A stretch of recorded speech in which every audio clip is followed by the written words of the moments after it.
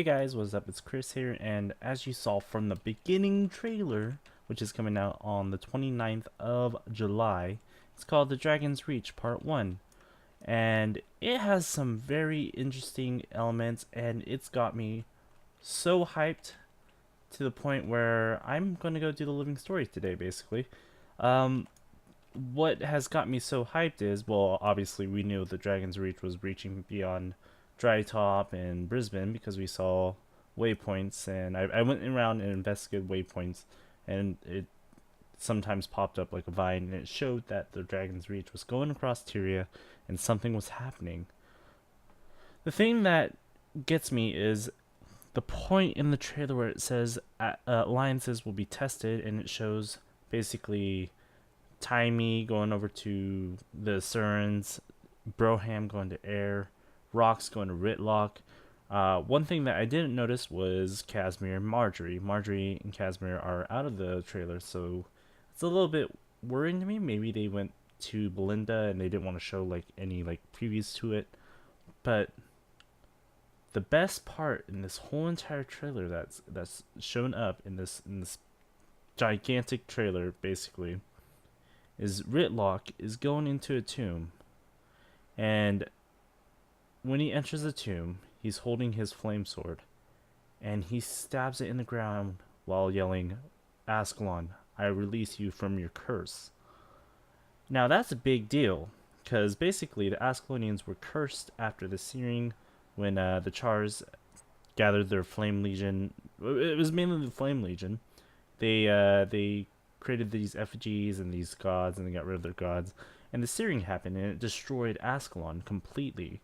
So afterwards, King Adalburn basically cursed the whole entire land of Ascalon, all the people in it, to be these ectoplasmic creatures in and around the areas that is known as the Charlands here. So if Ritlock has found a way to get rid of that curse, does that mean the Ascalon settlement, Ascalon people are going to be coming back to the world of Guild Wars 2? Which has got me excited because I did play a little bit of Guild Wars 1, and the story and the lore, it's something I play for. And by throwing in this big thing, because currently the living story was just Scarlet, Scarlet, Scarlet, Scarlet, until it became the dragons of Mordramoth and basically the reach of Mordramoth.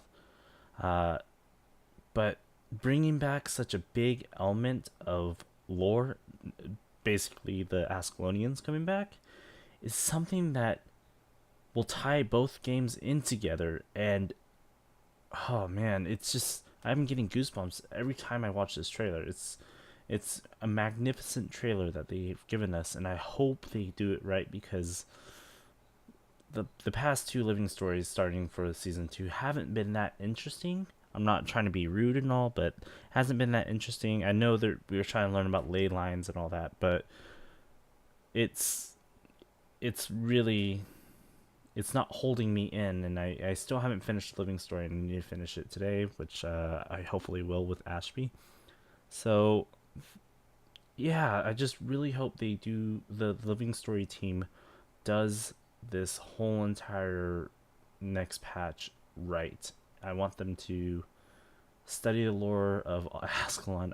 I'm asking too much, but this could change the way people play the game, or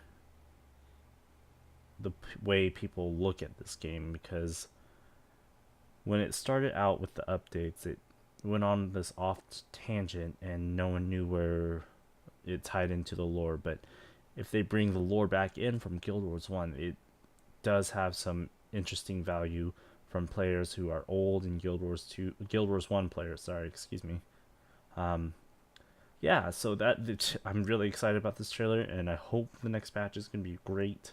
I'll see you guys next time, and hopefully you enjoyed the video, and check out my Engineer Condi build for Westworld. It'll be down in the description. Well, actually, no, the written guide will be down in the description, but the previous video will come up at the end. So thanks guys for watching, and I'll see you next time.